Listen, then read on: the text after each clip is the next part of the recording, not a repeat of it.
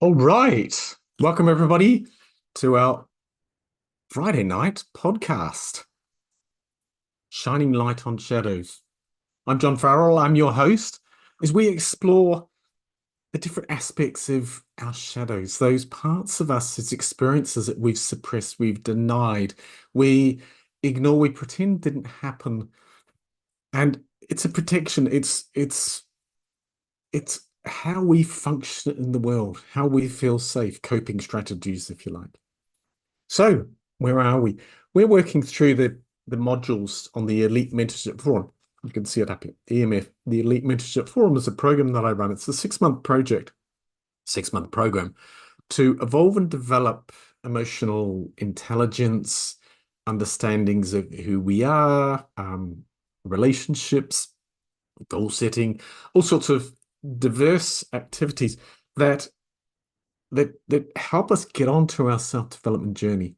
And it's one of the more powerful ones, one of the most powerful ones I've run into, where there's the peer group, there's the calls, live calls delivered by me. There's also weekly, fortnightly, each fortnight we go through a new module. Fortnightly, there's these programs delivered by Peter Sage. Peter Sage was one of Tony Robbins' trainers.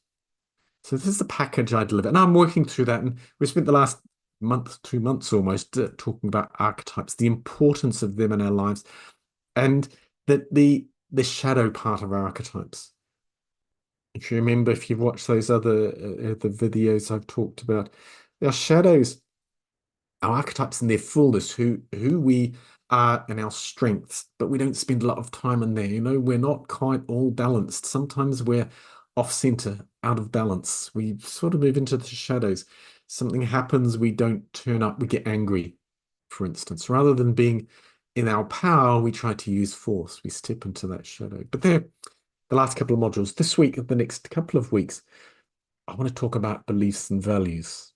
This week, I'm going to talk about beliefs and values. And next week, let's explore, come back and we'll explore our beliefs and values and the shadow of those beliefs and values. So, beliefs and values are core essential to understand they're how we see the world. They're effectively the lens that we view the world through. If I live in a friendly universe, that's the way that I see the world. If I live in an unfriendly universe, then that is also the way I see the world, and that's the lens that I see the world through.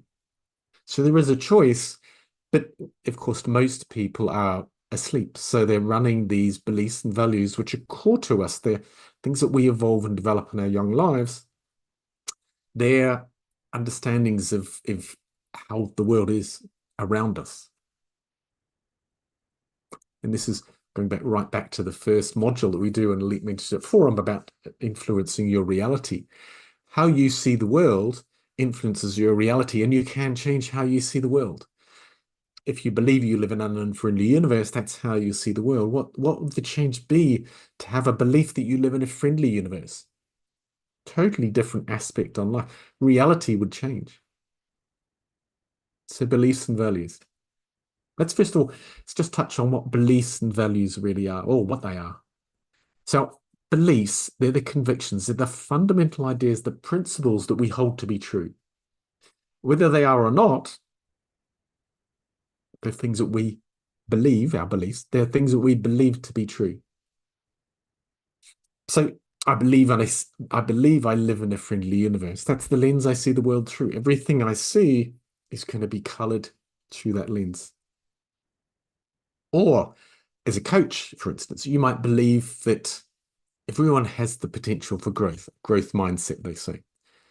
A lot of people have closed mindsets. It's a belief as well. I have a closed mindset, so I'm limiting myself. If I believe I believe we all have access to a growth mindset, then that's going to change the relationship. It's going to change the lens, the relationship that I have with people. I'm going to see everyone has the potential for growth and change. So that's a belief, fundamental convictions, fundamental ideas, principles that I hold to be true, whether they are or not. I hold them to be true. So types of beliefs. We have core beliefs. That's fundamental assumptions about life. Now, without saying it, lots of people have that belief. I live in an unfriendly universe. It's fearful. I would go on to the news. I watch the television, and it's all bad. So that's the universe I live in. Or you could switch the TV off and change that core belief. I live in a friendly universe. We have limiting beliefs. So many of us have that ideas, those beliefs that restrict us, that stop us reaching our full potential. I'm not worthy. I'm not good enough. It's a limiting belief. Again, not something consciously most people think about. It's just that, I'm only going to reach the level of my peers. It's a limiting belief. Opposing that, we can have empowering beliefs. I live in a friendly universe, so everything I see is going to support me. So that's a much more motivational, a much more inspiring way to grow, to achieve. That's a belief as well. Limiting beliefs, empowering beliefs. We can have spiritual beliefs or religious beliefs. Those ideas, those beliefs we have about those ideas and beliefs we have about the nature of existence, a higher power, whether it's God, whether it's myself. So deeply ingrained in us are those religious beliefs and often spiritual beliefs. And then I have self-beliefs. So beliefs, fundamental convictions, principles that we hold to be true. Values, on the other hand, are beliefs. And values, on the other hand, are principles that we consider important. What I value in life, I consider it important. And what's really important about values and beliefs is understanding that they guide our decisions, they guide our behaviors. So now, as a coach, as a trainer, as a parent, you might value honesty, compassion, personal growth. And these values of honesty are going to influence, they're going to color how you interact with people, how you interact in relationships, how you interact with clients if you're a coach, and how you run your business. So values are what you perceive as important in your life. Now, as I've said, these are not abstract concepts. These directly impact on the quality of our life, the impact on our relationships, the impact on the performance that we have as a coach, the performance we have as a trainer, the performance that we have as a manager, as a leader. That's quite interesting. Now, let's break that down a little bit. So, meaning, if I have a growth mindset, how am I going to guide my clients? If I have a closed mindset, how am I going to interact with my employees, the people on my operational line? As a leader, well, you couldn't really be a leader with a closed mindset, could you? Because a leader has an open mindset. They have a mindset of exploring curiosity, um, being open to new ideas. So the mindset is really important to understand what we value and what our beliefs are. So if you believe in a growth mindset, it's going to affect how you interact with your clients as a coach, how you interact with your children as a parent. Values.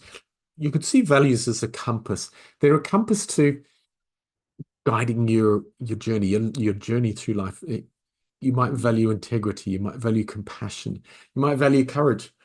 And these are values that you hold to be important. Again, unspoken, maybe not unconscious. They're the unconscious senses that we have. So we want to navigate life following values that we have. When ethical dilemmas come up, when you're at a career crossroad, when an event happens, what do you fall back on? If you're asleep, then you'll just behave, but they'll still be based on values. If you started a personal development, start to evolve and develop yourself on this journey, do you know what your values and beliefs are? Because they will still influence your behavior. They'll still guide your decisions. And a really important part about values is, do they align with who you really are? So you're operating your business, you're operating as a manager. If you're following your values, are they enhancing your performance? Are they not enhancing your performance? Or are you being forced into situations that don't align with your values? Now, if you look at a coach and you're delivering coaching aligned with your values, it's this energy, if you like, that's coming out. It's this way that you're coming across as being more trustworthy and genuine. It's 90% of our communications non-verbal, and this is the non-verbal stuff that's coming across. So it's going to build a more authentic relationship, or it's going to build a relationship with our clients that's based on authenticity, because they're going to sense, they're going to be more trusting of you. As a manager, if you're following your values, your beliefs, you're going to have a different relationship, a more positive, empowering relationship with your employees, with your people that you're line managing. And as a parent, aligning to your values are going to change the relationship with your children. So beliefs and values, we have them. We have them anyway. They're just something that we've evolved and developed either through genealogy, from our parents, from our grandparents, from our peers, from our environment, our cultural consciousness. So they can be supportive, they can be non-supportive. If we have unresolved personal issues, we're going to attract clients that mirror our challenges. So if we have a deal with the challenges we've got in life, they're the people we're going to see. They're the people we're going to attract to our courses. They're the interactions we're going to have with our employees. They're going to challenge our beliefs that aren't supportive. And that's going to make it so much harder for us to perform at any sort of level. So a key part of personal development is confronting, that's the wrong word. It's addressing, acknowledging our issues, our challenges. They need to be resolved because they affect and influence the ability, the way that we interact in relationships. A really big one that comes up is imposter syndrome, that belief, unsaid again, that belief that I'm not good enough. The imposter syndrome. So lots of people, coaches, trainers, lots of people, managers experience this one. You know, you feel as though you're not qualified enough, you're not worthy. Or, you know, you might have it there, you're faking it till you make it, and then somebody sets you off. Somebody triggers you into, I'm not good enough. It can seriously undermine your confidence. It can seriously undermine your effectiveness as a parent. So it's another unresolved issue. We call those significant emotional events, those events that have happened that have created that sense, that feeling that we're not good enough, imposter syndrome. Another interesting one that comes up is blurred boundaries. If one of your values is compassion, empathy, it's very easy to get triggered, to get drawn into a relationship with a client of your coaching. As a manager, get drawn into the problems and the challenges of our clients, because we haven't resolved our issues around that challenge, but also we haven't set clear boundaries of our relationship with a client. So, and clear boundaries have quite dramatic effects. You know, we can lead to burnout. It can lead to all sorts of challenges in our effectiveness with clients and our effectiveness with employees. And we spend a lot more time involved in the problems because we're not separating out what's mine and what's theirs. We're not defining boundaries. Terrible, challenging situation, that one, defining boundaries. What are boundaries? That's another podcast. But the two things there are unresolved issues. So we get challenged, triggered by a client, and we get drawn into their problems. We lose our effectiveness as a manager. Okay, so how can we deal with our values and beliefs? What are the positive results? How can we deal with them? And why deal with them? I suppose one of the important things for me in working with developing my beliefs and values and evolving positive ones and supportive ones is that I can have deeper connections. I'm coming across as more trustworthy, as more authentic. And this is not egotistical because that's another whole issue of emotional events that's triggering us into that egotistical nature. So I'm not talking about that. I'm talking about deeper connections based on trustworthiness, on being authentic with a client. It means much better relationships. And that safe environment, creating that safe space, the client is more likely to feel safe and go to places they wouldn't go to with others. I've dealt with clients who, you have a conversation with them and they're going to places, they're exploring places they've never done before. I've had that with multiple clients that have said at the end, yeah, that was a trauma that I had. It was an emotional event that it's always been there, but I've never gone there with anybody else. And you're never going to get to that place with a client unless they feel it's trusting, it's a safe space, unless they believe that you're being authentic and you're trustworthy, then you can hold that space for them. Working with our beliefs and values, you align your actions with your spiritual values. Now, I work with coaches, life coaches, spiritual coaches that want to go to that deeper level. Okay, so an accounting coach, there's one level of where they're consultants, so they're guiding, they're directing, they're giving accounting skills to the person they're coaching. That isn't dealing with their imposter challenges. That's that deeper level, and it is moving closer towards a more spiritual understanding. So as a coach, being able to align what you do with your deeper understanding, your spiritual values, is so key to getting back into balance. If we're not aligning our actions, what we do is not who we are, then there's going to be a tension there. And that tension in ourselves wobbles the trustworthiness. It wobbles our own authenticity. So our clients, they see that, oh no, what's going on? There's something happening there. So they don't go into that. They're not going to appreciate that safe space. They're not going to go into that safe space. So you're not going to have that level of relationships. And while I'm talking about coaching, management is effectively partly coaching. So having the right relationship, defining the boundaries for sure, having the right relationship so that you get the best out of the people that are your line managing. I think one of the important things about, let me just come on to here, in working with our values and beliefs is overcoming the limiting beliefs. The first part of limiting beliefs is just becoming self-aware, and that's another important part about working with our beliefs and values, developing that self-awareness so that we can become aware of what are our limiting values. We can talk about imposter syndrome here. We can talk about the worthiness. These are things that most people, it's a sense, it's a feeling, it's an emotion. So to deal with those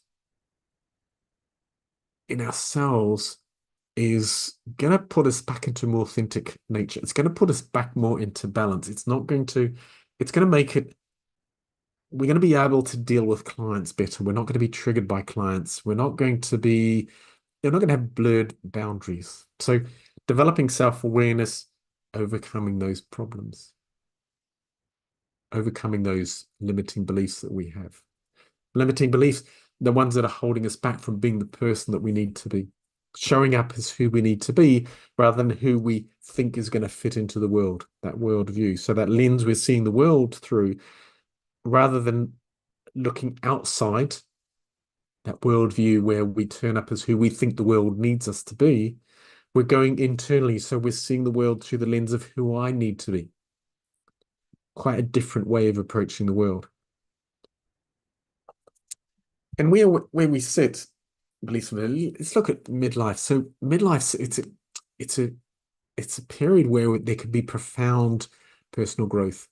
We've gone through those early years of development, to developing relationships, of personal evolution, and starting to understand the outside world and how we fit into it. We get to midlife, and we have that midlife crisis. because we start to notice what's coming up for us. We start to notice, I'm not comfortable here. I'm not certain here. This period of can be a period of profound growth.